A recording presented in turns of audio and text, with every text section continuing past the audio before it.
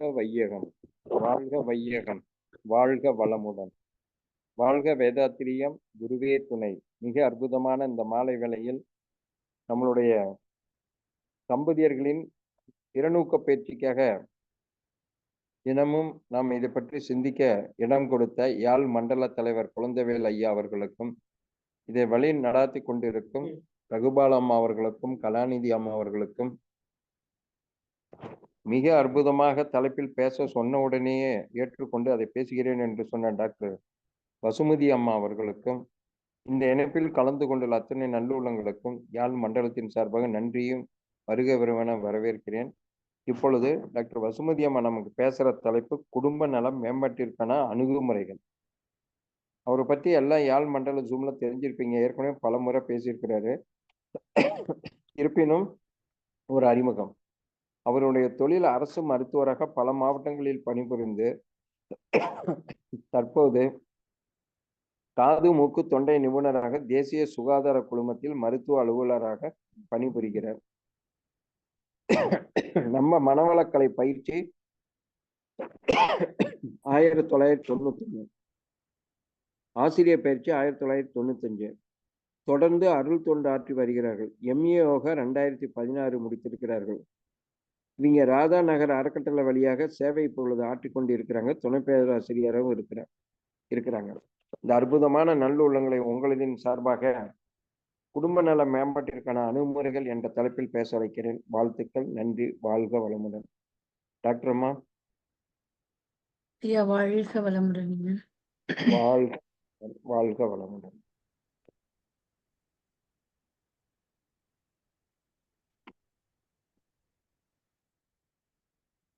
வாழ்க வையகம், வாழ்க வையகம், வாழ்க வளமுடன். குரு வாழ்க, குருவே துணை. சிந்தனையை உடல் நலத்தை சீரமைத்து உய்வித்த குருவே வாழ்க. இந்த இனிய மாலை வேளையில் குடும்ப மேம்பாட்டிற்கான திறனூக்க பயிற்சியில் கடந்த 2 வாரங்களாக நம்ம சிந்திச்சுட்டு வந்துட்டு இருக்கோம்.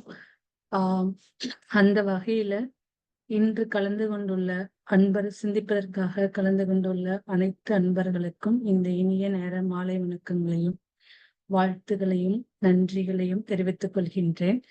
இதை ஏற்பாடு செய்து கொடுத்த யாழ் மண்டல தலைவர் குழந்தைவேல் ஐயா அவர்களுக்கும், கலாவதி அம்மா அவர்களுக்கும், பொன்னூர் மாணிக்கவாசம் ஐயா அவர்களுக்கும் நன்றியை உரிதாக்கி இந்த சிந்தனையை உங்களோடு சேர்ந்து நானும் சில விஷயங்களை பகிர்ந்து கொள்ள ஆசைப்படுறேன். ஒரு பெண்ணாகவும், ஒரு மருத்துவராகவும், அதே சமயத்துல ஒரு மனவளக்கலை பயிற்சியாளராகவும், இந்த 3 விதத்துல இன்னைக்கு இந்த அணுகுமுறையை பத்தி நம்ம சிந்திக்கலாம். எல்லாருக்கும் ஆடிபிளா இருக்குங்களா? வாழ்க வளமுடன். நல்லா கேக்குதுங்கம்மா. கொஞ்சம் எல்லாத்துக்கும் மியூட் பண்ணி விட்டுருங்கம்மா. எல்லாம் இதை ஆன் பண்ணிக்கிறாங்க மைக்கை. இப்ப நீங்க மைக்கை அன்மியூட் பண்ணி பேசுங்கம்மா. இப்ப கேக்குதுமா, நீட்டா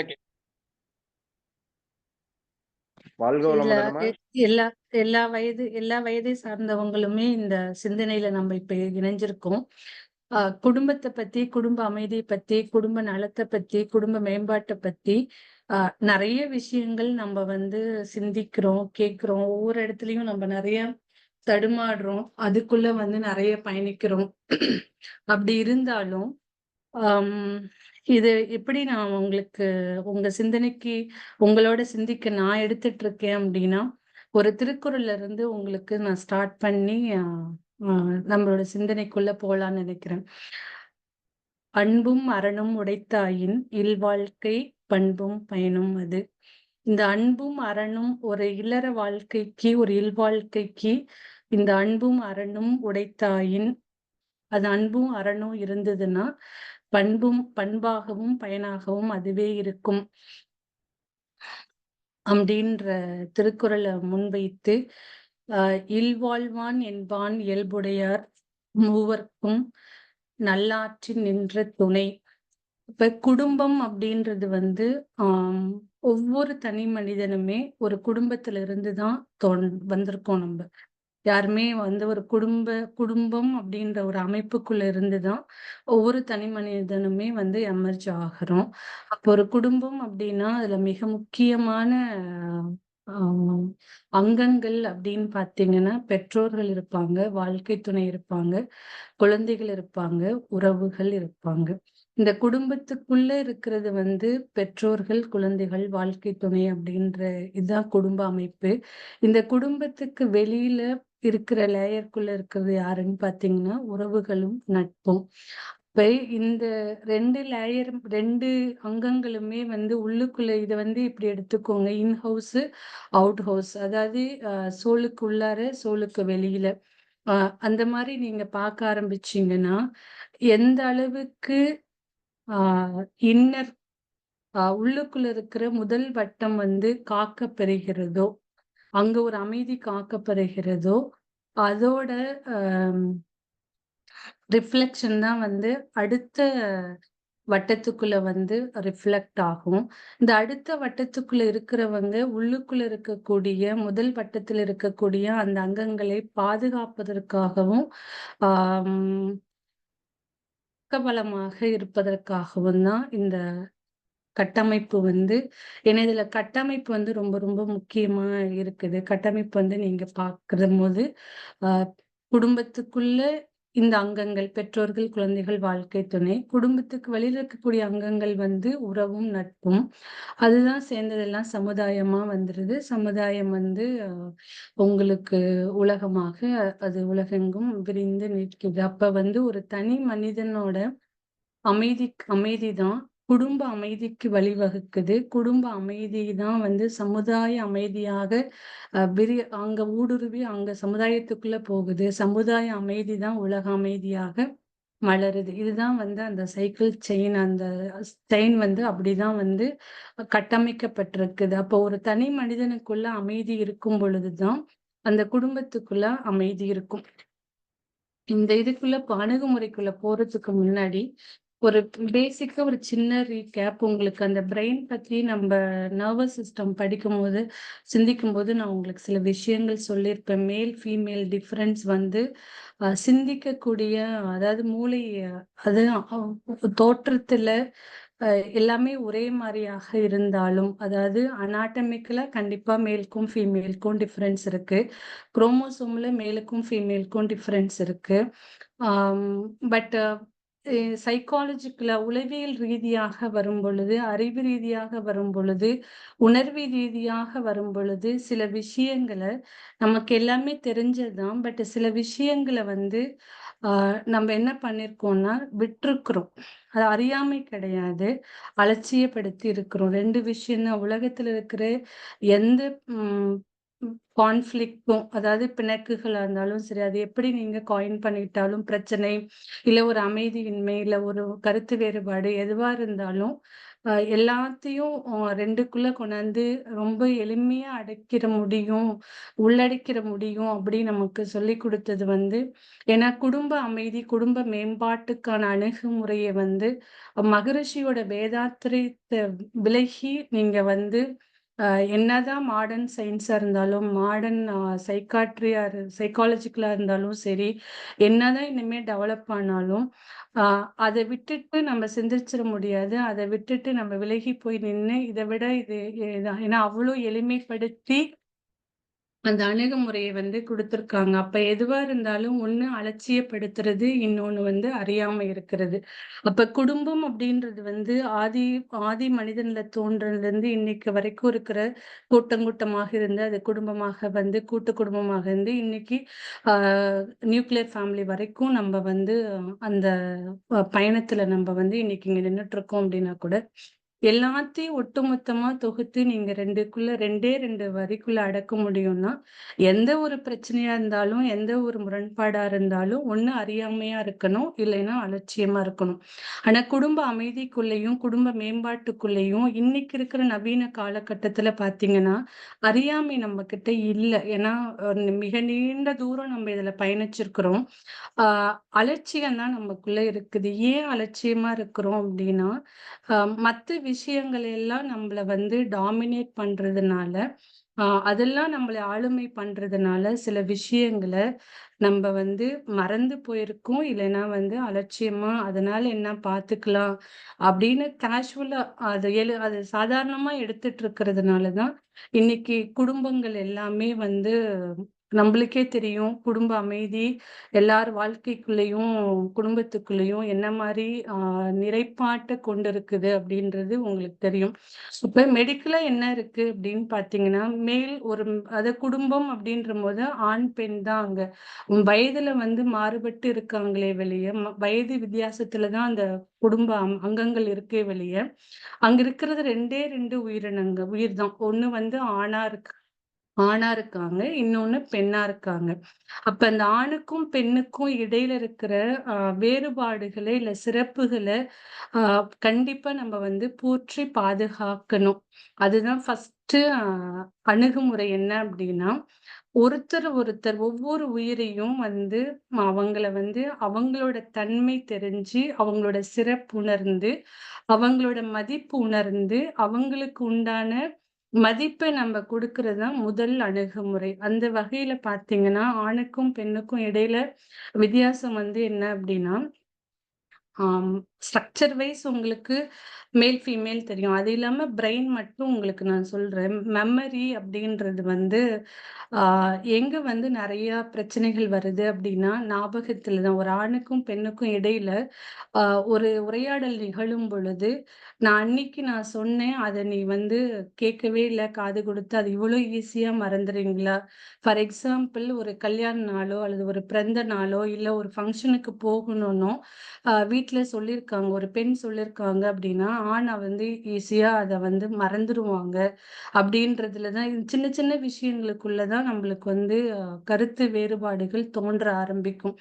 இப்ப அந்த ஒரு ஃபீமேலா இருக்கிறவங்களுக்கு வந்து என்ன அப்படின்னா, நம்ம மூளையில இருக்கக்கூடிய ஹிப்போ கேம்பஸ் அப்படின்னு ஒரு பகுதி, பெருமூளையில இருக்கக்கூடிய ஹிப்போ கேம்பஸ் ஏரியால என்ன இருக்கும்னா, யூசுவலா அதான் வந்து மெமரிக்கான சென்டர். ஒருத்தரோட மெமரி வந்து சரி ஆணாக இருந்தாலும் சரி, பெண்ணாக இருந்தாலும் மெமரி நல்லா இருக்கணும் அப்படின்னா, ஹிப்போ கேம்பஸ் ஏரியா வந்து நல்லா இருக்கணும். ஏன் பெண்களுக்கு வந்து பார்த்தீங்கன்னா, அந்த ஹிப்போ கேம்பஸ் ஏரியா வந்து மேல விட ஃபீமேலுக்கு அதிகமா இருக்கும். அதுவும் இல்லாம அங்க இருக்கிற நியூரானோட டென்சிட்டி வந்து ரொம்ப அதிகமா இருக்கும்.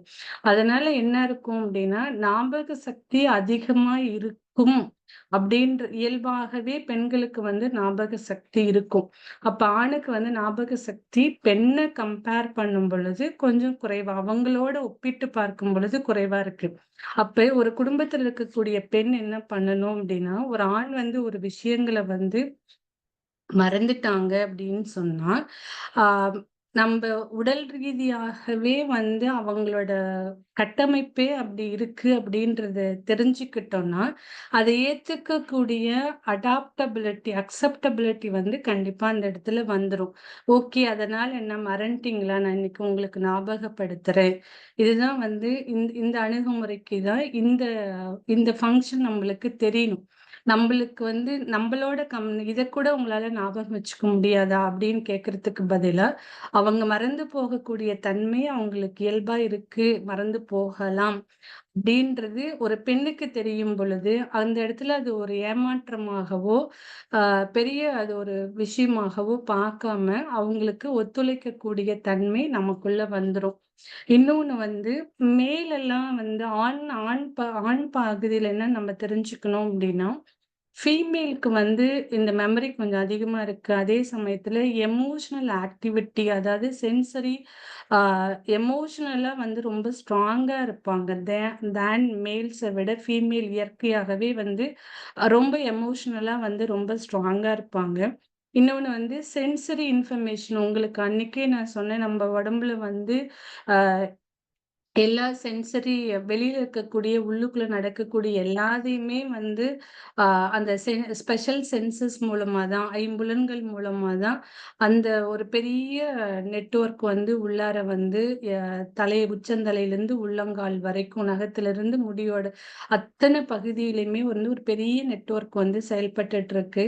அப்ப அந்த பெர்சீவ் பண்ண எக்ஸ்டர்னலாவும் சரி, உள்ளுக்குள்ள இன்டர்னலாவும் சரி, அ அது உள்வாங்குற திறமையும் சரி, கிரகிக்கக்கூடிய தன்மையும் பெண்ணுக்கு ஆணை விட கொஞ்சம் அதிகமா இருக்கும். சென்சரி அ பெர்செப்ஷன்ல சென்சரி இன்ஃபர்மேஷன் வந்து அதுதான் உணர்வு ரீதியாக அப்படின்னு நம்ம பார்க்குறோம். உணர்வு அப்படின்னு சொல்றதுக்குள்ள இந்த சென்சரி இன்ஃபர்மேஷனும் உங்களுக்கு அடங்கிரும். எமோஷனலா ரொம்ப ஸ்ட்ராங்கா இருப்பாங்க. மெமரி இவங்களுக்கு வந்து கொஞ்சம் இதா இருக்கும். அவங்களோட பெர்செப்ஷன் எப்படி இருக்கும்னா வந்து ரொம்ப மேல விட கொஞ்சம் கிரேட்டரா இருக்கும். எதையுமே வந்து ஒரு ஹோலிஸ்டிக்கா அப்ரோச் பண்ணக்கூடிய தன்மை ஒவ்வொரு பெண்ணுக்குள்ளயுமே வந்து இருக்கும். அது அந்த பெண் உணர்ந்தாங்கன்னா, அவங்களோட அப்ரோச் ஆட்டிட்யூட் வந்து அந்த குடும்ப உறுப்பினர்கள்கிட்ட அ மாறி இருக்கும். அத ஒரு பெண்ணே உணராத பொழுது, அவங்க தன்னை பத்தியே தனக்கு தெரியல அப்படின்னா, அத அத வந்து வெளிப்படுத்தக்கூடிய காலம் வந்து ரொம்ப குறைவா தான் இருக்கும். இதே மாரி மேல் அப்படின்னு பார்த்தீங்கன்னா, அவங்களுக்கு வந்து எப்பயுமே ஒரு செல்ஃப் எஸ்டீம் வந்து ரொம்ப அதிகமா இருக்கும். மோர் அசர்ட்டிவா இருப்பாங்க. அதுக்கு எல்லாமே வந்து பிரெயின்ல இருக்கக்கூடிய அந்த பர்ட்டிகுலர் நியூரான்ஸும், அவங்களோட பிரெயினோட அமைப்பும் மட்டும் தான் அதுக்கு காரணமா இருக்கு. அ மெயினா வந்து மேல்க்கு வந்து இந்த கிரே மேட்டர் தான் வந்து அந்த பிரெயின்ல மடிப்பு மடிப்பா பெருமூளை இருக்கும் நீங்க பிரெயினோட ஸ்ட்ரக்சர் பார்த்தீங்கன்னாவே, மடிப்பு எவ்வளோ இருக்கும் இல்லைங்களா? அது வந்து 2ஆ கிரே மேட்டர், ஒயிட் மேட்டர்ன்னு பிரிப்பாங்க. ஸோ மேல்க்கு வந்து கிரே மேட்டர் தான் அதிகமா ஃபங்ஷன் ஆகும். ஃபீமேல்க்கு வந்து ஒயிட் மேட்டர் தான் அதிகமா ஃபங்ஷன் ஆகும். இது எல்லாமே வந்து அதாவது மெடிக்கலா இல்ல. நம்மளோட ஃபங்ஷனாலிட்டில நம்ம நார்மலா ஒரு உடல் இயங்கக்கூடிய தன்மையில வந்து மேலுக்கும், ஃபீமேலுக்கும் டிஃபரன்ஸ் இருக்கும் பொழுது, அது இரு உயிர்களுமே வந்து இந்த டிஃபரன்ஸ ஃபர்ஸ்ட்டு அவங்க தெரிஞ்சுக்கணும். அத புரியணும். புரிஞ்சுக்கிட்டு அக்செப்ட் பண்ணிக்கிட்டாங்கன்னா, ஒரு ஃபீமேல் இப்படிதான் இருப்பாங்க. ஒரு மேலோட தன்மை இப்படிதான் இருக்கும் அப்படின்னு பேசிக்கா ஃபர்ஸ்ட்டு நம்ம தெரியணும். அது அத வந்து ஞாபகத்துல, கவனத்துல வச்சுக்கணும். வச்சுக்கும் பொழுது, நம்மளோட அணுகுமுறை வந்து நிச்சயமா வந்து மாறும். இத வந்து நம்ப அம் நெறைய விஷயங்கள் வந்து ஆணாதிக்க சமுதாயம், இல்ல ஒரு பெண் இன்னைக்கு வந்து பெண்கள் தான் ரொம்ப டாமினேட் பண்றாங்க. அந்த மாரி இதுக்குள்ளலாம் போயிட்டு, நம்ம நெறைய குழப்பம் அடைஞ்சுக்கிறோம். பட் பேசிக்கா உடல் ரீதியாக, உணர்வு ரீதியாக உள்வாங்கக்கூடிய தன்மையில, அனலைஸ் பண்ணக்கூடிய தன்மையில, உணர்வு ரீதியாக ஒரு ஆணுக்கும், பெண்ணுக்கும் இடையில வித்தியாசம் இருக்கும் அப்படின்றது வந்து ஃபர்ஸ்ட் பாயிண்ட்டு. அந்த இத வந்து என்ன பண்ணணும்னா, ஒருத்தர் ஒருத்தர் டியூ ரெஸ்பெக்ட் குடுக்கணும். ஆணுனா இப்படிதான் இருக்கு. அவங்களோட உணர்வு, அவங்களோட பெர்செப்ஷன் அந்த தன்மையில இருக்கு. அப்படின்றத ஒரு பெண் மதிக்கணும். அதே சமயத்துல ஒரு பெண்ணோட தன்மைகள் இப்படிதான் இந்த தன்மைகளோட தான் அவங்க இருக்கிறாங்கன்றத ஒரு ஆண் மதிக்கணும். சோ முதல் அணுகுமுறை ஒருத்தருக்கான ஒருத்தர் வந்து ஆஹ் மதிப்ப வந்து சரிப்படுத்திக்கணும். அதுல சமமாக வந்து நான் அதிகமா மதிக்கணும், நீ அதிகமா மதிக்கணும்னு இல்ல. அந்த குடும்பத்துக்கு எந்த அளவுக்கு ஒரு ஆண், பெண்ணோட அம் அ அரவணைப்பும், அனுசரணையும் தேவைப்படுதோ, அந்த அளவுக்கு ஒருத்தர் மேல ஒருத்தருக்கு வந்து கட்டாயம் மதிப்பு வந்து இருக்கணும். ஸோ இந்த நம்ம நார்மல் ஃபங்ஷனோட நம்ம வந்து இப்போ ஒரு குடும்பத்துல வந்து அமைதி ஏன் வேணும் அப்படின்றது எல்லாருக்குமே தெரியும். ஏன்னா குடும்ப அமைதி இருந்தா மட்டும்தான் அந்த குடும்பத்துக்குள்ள இருக்கக்கூடிய அடுத்த தலைமுறையான குழந்தைகளோட ஆரோக்கியமும் சரி, இதுக்கு முன்னாடி பெற்றவர்களோட பெரியவங்களோட அவங்களோட ஆரோக்கியமும் சரி, அவங்களோட மன அமைதியும் சரி, எல்லாமே இந்த குடும்பத்துக்குள்ள இருக்கக்கூடிய அமைதி மூலமா மட்டும்தான் காக்கப்பெறும். ஒரு ஜென்ரலா சைக்காலஜில ஒரு ரூல் இருக்கு. அதாவது என்னன்னா 80-20 அப்படின்னு ஒரு ஸ்ட்ராட்டஜி வச்சிருக்காங்க. அப்படி ஒரு கான்செப்ட் வந்து இருக்கு. அதாவது 80% எல்லா இடத்துலயுமே, எல்லா உறவுகளுக்குள்ளயுமே வந்து அது உறவா இருந்தாலும் சரி, கணவன் மனைவி நட்பா இருந்தாலும் சரி, குழந்தைக்கும் பெற்றோர்களுக்கும் இடையிலான உறவோட வலிமையா இருந்தாலும் சரி, அப்பா அம்மா கூட இருக்கிறதா இருந்தாலும் சரி, இல்ல சிப்லிங்ஸ் கூட இருக்க எந்த மாதிரியான உறவுகளா இருந்தாலும் சரி, அந்த உறவுக்குள்ள 80-20 அப்படி 80-20 அப்படின்னா என்னன்னா, 80% எல்லார் கூடயும் நம்மளால வந்து அ அ அடாப்ட் ஆயிக்க முடியும், அக்கஸ்டம் ஆயிக்க முடியும். அந்த 20% இருக்கக்கூடிய விஷயங்கள்ல மட்டும் தான் நம்மளுக்கு வந்து வேறுபாடு இல்ல வேறுபட்ட கருத்துகள், முரண்பாடு எல்லாமே தோன்றும். அப்ப ஒரு குடும்ப அமைதி காக்கப்பெறணும், இல்ல உறவு வந்து மேம்படணும், ஒரு உறவு வந்து வளமாக இருக்கணும். அப்படின்னா வந்து அந்த 20% எப்படி நான் கையாள்றேன்? எந்த மாரி அத நான் அணுகுறேன்? அதுல எந்த அளவுக்கு நான் வந்து தெளிவாக நான் இருக்கிறேன், எந்த அளவுக்கு நான் வந்து ஒத்துழைக்கிறேன் அப்படின்றத பொறுத்து தான் ஒட்டுமொத்த குடும்பத்தோட மேம்பாடும், வளர்ச்சியும், வெற்றியுமே அதுக்குள்ள அந்த 20% மேனேஜ் பண்ணக்கூடியதுல தான் இருக்கு.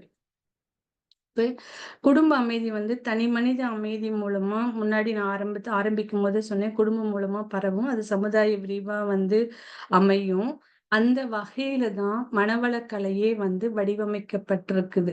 அப்ப அந்த மனவளக்கலை அதனால தான் உங்களுக்கு சொன்னேன், மனவளக்கலைய விட்டுட்டு ஒரு குடும்ப மேம்பாட்டிற்காகவோ, அல்லது குடும்ப அமைதிக்காகவோ, இல்ல வந்து கணவன் மனைவி உறவுக்குள்ள பலபடுற ஒரு பெற்றோர் குழந்தை வளர்ப்பாகட்டும், இல்ல பெற்றோரை பேணி காக்கிறதாகட்டும், இல்ல வாழ்க்கை வளங்களை பெருக்கிக் கொள்வதற்காகட்டும், இல்ல எனக்கு ஒரு அமைதியும், நிறைவும் வேணும் அப்படின்னு எந்த வகையில நீங்க சிந்திச்சாலும், எந்த வகையில நீங்க தேடினாலும், அந்த மனவளக்கலைய விட்டுட்டு நீங்க ஒரு பெஸ்ட் ஆப்ஷன வந்து நீங்க எடுத்துக்க முடியும்.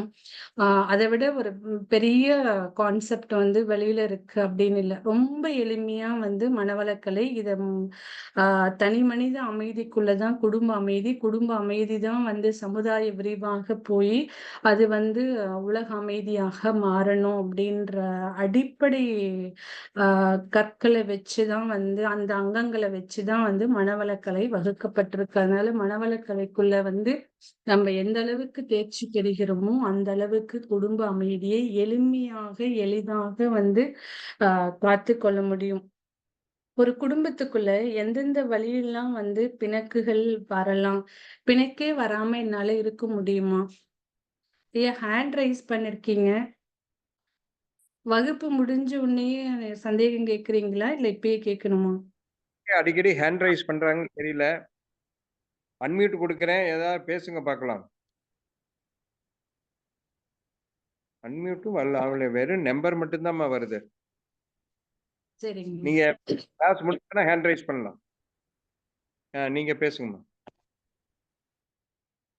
பிணக்குகள் வந்து ஒரு ஒரு ஏன்னா ஒரு ஆணும், பெண்ணும் வெவ்வேறு விதத்துல வந்து ஃபங்ஷன் ஆகக்கூடிய தன்மை இருக்கும் பொழுது, அந்த அந்த உறவுக்குள்ள வந்து பிணக்குகள் அப்படின்னு வர்றது வந்து இயல்பு அப்படின்னு முன்ன நம்ம தெரிஞ்சுக்கணும். ஒரு ஆணும் சரி, ஒரு பெண்ணும் சரி, பிணக்குகள் அப்படி கருத்து வேறுபாடுகள் வரலாம். பிணக்குகள் வருவது இயல்பு.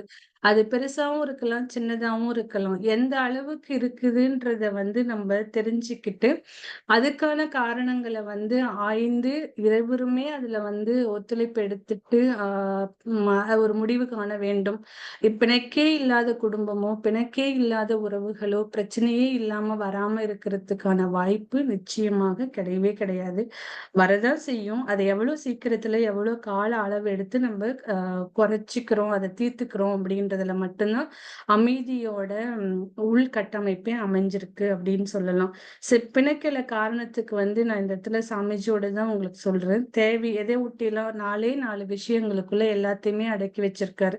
ஒண்ணு வந்து தேவையை ஒட்டி நம்மளுக்குள்ள வேறுபாடுகள் வரலாம், அளவை பொறுத்து வரலாம், தன்மையை பொறுத்து வரலாம், காலத்தை பொறுத்து வரலாம்.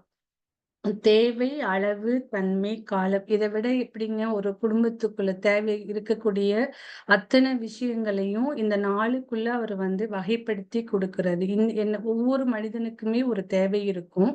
அது உடல் அளவுல, உணர்வு ரீதியாக, மன அளவுல எல்லா வகையிலுமே பொருளாதார ரீதியாக, எல்லாத்துலயுமே நமக்கு ஒரு தேவை இருக்கு. அந்த தேவையோட அளவு ரொம்ப முக்கியம். அந்த தன்மையும் ரொம்ப முக்கியம். அதுக்கான கால அளவும் எடுத்துக்கிறது ஒரு முக்கியம். ஒரு குடும்பத்துல வந்து ஒரு ஒரு பிள்ளைகள் வந்து ஒரு வெஹிக்கிள் வாங்கி தரணும் அப்படின்னு கேட்குறாங்கன்னா கூட, அந்த தேவை வந்து நீங்க கண்டிப்பா அனலைஸ் பண்ணி, அதுக்கான அளவு என்ன மாரி, எந்த இதுல போய் வாங்கலாம், என்ன மாரி பட்ஜெட்டுக்குள்ள நம்ம வாங்கலாம் அப்படின்னு சொல்லி அதையும் பார்த்து, அதோட தன்மை என்ன, எது பெஸ்ட்டா இருக்கும், எது சிறந்ததா இருக்கும், நம்மளோட பட்ஜெட்டுக்குள்ள எவ்வளோ இருக்கும் அப்படின்னு, எந்த காலத்துல வாங்கலாம். இப்பதான் வந்து ஒரு 9th படிக்கிற பையனுக்கு ஒரு 2 வீலர் வாங்கி தரணும்னு அவசியம் இல்ல. நீங்க காலேஜ் போம்போது வாங்கி தரலாம். இல்ல கண்டிப்பா அந்த ஒரு சைக்கிளாவது இப்ப நம்ம வாங்கி தரலாம். இந்த இந்த இந்த காலகட்டத்துல. அப்ப இத்தன வகையில வந்து அனலைஸ் பண்ணி தேவை இருக்கா? அதோட அளவு என்ன? அதோட தன்மை என்ன? அதோட காலம் என்ன? அப்ப ஒரு குடும்பத்துக்குள்ள வாழ்க்கை துணைவருக்கும் குடும்ப உறுப்பினர்களுக்கும் இந்த கருத்துல வந்து வேறுபாடு வருது அப்படின்னா, அந்த இடத்துல வந்து நீங்க என்ன பண்ணணும்? அந்த அதனால குடும்ப அமைதி பாதிக்கப்படுது. இல்ல வந்து குடும்ப வளம் அதனால பெருகும். இந்த இது பண்ணிக்கிறதுனால, குடும்பம் வந்து இன்னும் வளமாக இருக்கும். அப்படின்னு சொல்லி, அதுல கண்டிப்பா ஒரு 4 பேர் இருக்கும் பொழுது, 4 பேரும் தனிப்பட்ட ஏன்னா ஒரு தேவை எப்படி உருவாகுது அப்படின்னா, நம்ம ஒவ்வொரு முறையுமே வந்து ஒண்ண ஒரு இத ஆசைப்படுறோம். ஒரு தேவைய நம்ம வந்து கணிக்கிறோம். அந்த தேவைய வந்து அமையறதுல நான் என்ன பண்றேன், எனக்கு இந்த அளவுல, இந்த காலத்துல, இந்த முறையில எனக்கு இப்பயே இந்த பொருள் வேணும்.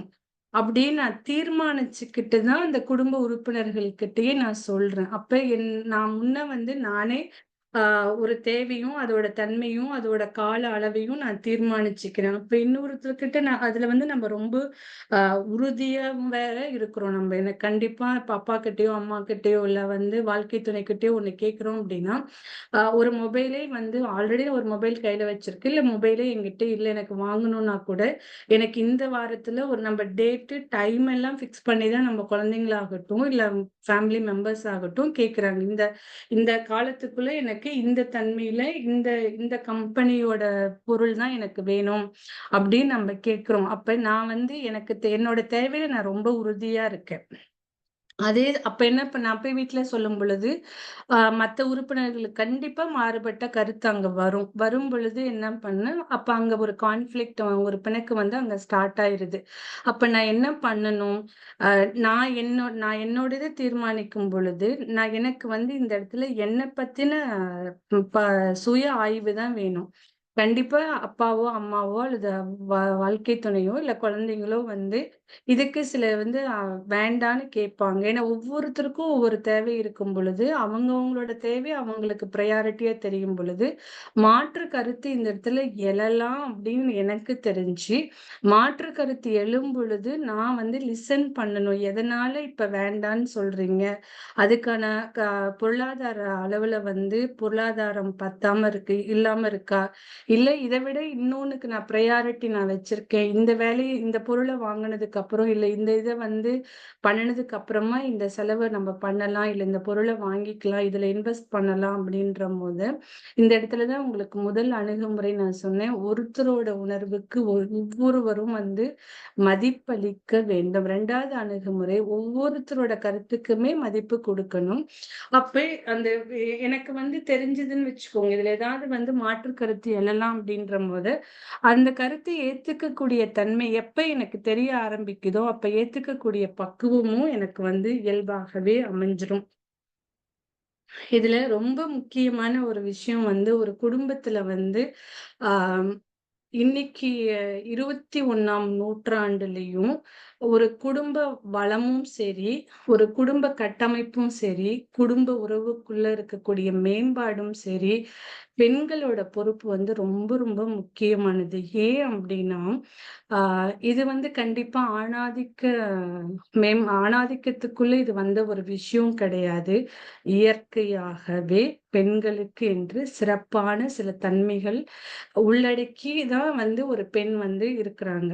அப்ப அந்த பெண் அந்த பெண்ணால தான் அந்த மாரி விஷயங்கள வந்து ஆம் கண்டிப்பா வந்து திறம்பட செய்ய முடியும். ஆமா, ஆண விட அப்படின்றபோது, சில விஷயங்கள பெண்களுக்கு உரிய கடமைகளாக ஆ இந்த இந்த வலியுறுத்தப்பட்டிருக்கு. என்ன வலியுறுத்தப்பட்டிருக்கு அப்படின்னா, ஒரு குடும்பத்தோட கட்டமைப்புக்கு ஒரு பெண்ணோட பங்கு ரொம்ப ரொம்ப முக்கியம்.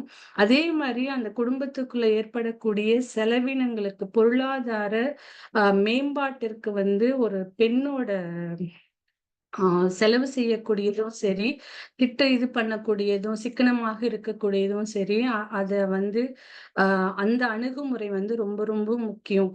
அது அது வந்து பெண்களுக்கு இருக்கக்கூடிய இன்னொரு சிறப்பான பொறுப்பாக இருக்குது.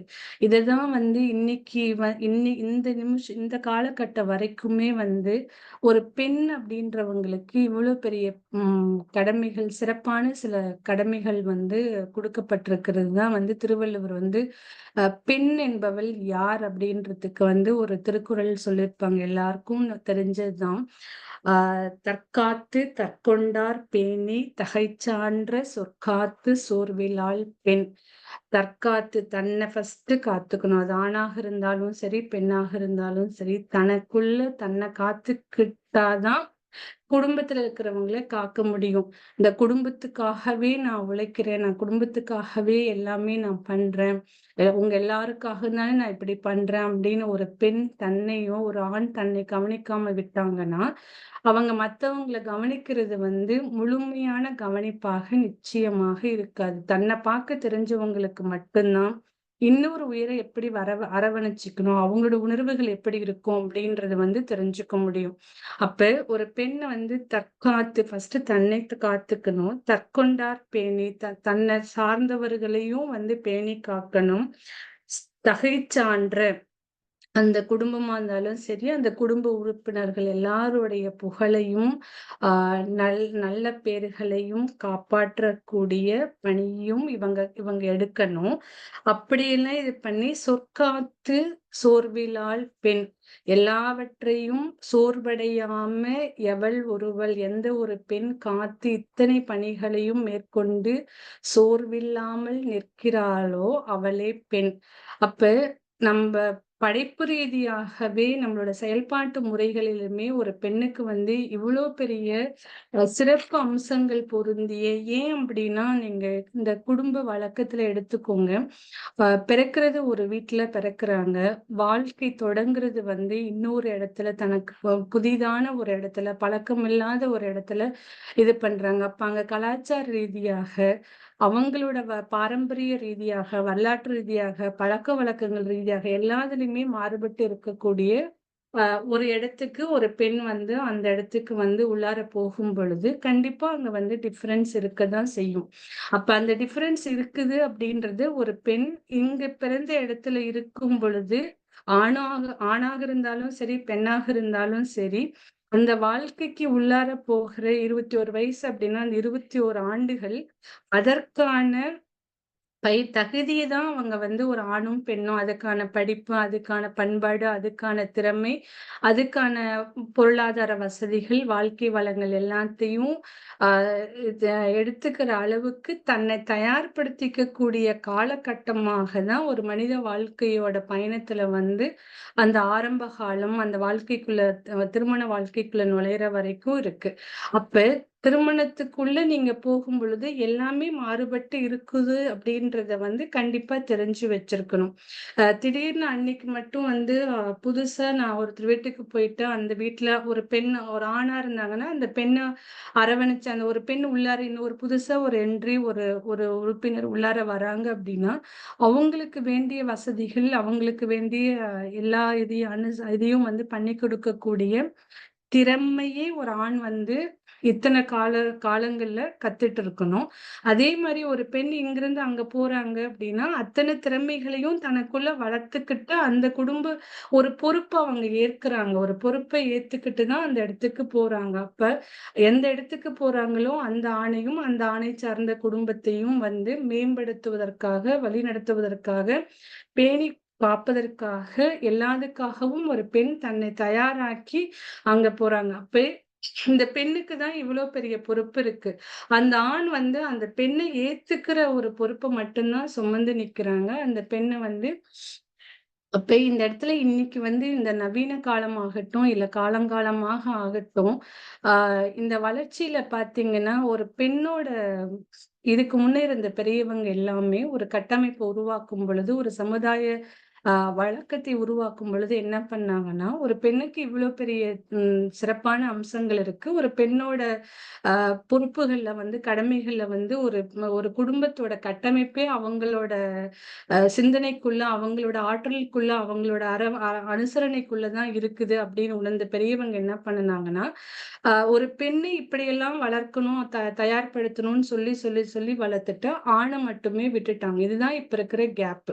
அப்ப ஒரு ஆண் இப்ப இப்ப இந்த காலகட்டம், இந்த நவீன காலகட்டம் என்ன பண்ணுதுன்னா, ஒரு ஆண் வந்து ஒரு பெண்ணை அ ஏத்துக்கணும். முன்ன எப்படி வெல்கம் பண்ணணும், எப்படி அவங்கள வந்து தன்னோட இடத்துக்கு வரும்பொழுது அவங்கள எப்படி அரவணைச்சுக்கணும் அப்படின்றது தான் ஒரு தாயும், ஒரு தந்தையும் அ ஏன்னா இந்த இந்த பரிணாம வளர்ச்சியில பார்த்தீங்கன்னா, பெண் போதுமான அளவுக்கு வந்து ட்ரெயின் ஆயிட்டாங்க. அ இப்படிதான் ஒரு குடும்பத்தில இந்த மாறுபாடுகள்லாம் இருக்கும், இந்த வேறுபாடுகள்லாம் இருக்கும். இது தன்னோட கடமை, இதெல்லாம் நம்ப பண்ணணும். இப்படி போனா ஒரு குடும்பத்தில இப்படிலாம் தான் இருக்கும், அதெல்லாம் அட்ஜஸ்ட் பண்ணணும். ஏன்னா அது குழந்தையிலிருந்தே அத சொல்லி சொல்லி வளர்த்து வளர்த்து அது அவங்களோட ஜெனடிக் சென்டர்லயே அது போய் பதிஞ்சு தான் இருக்கு.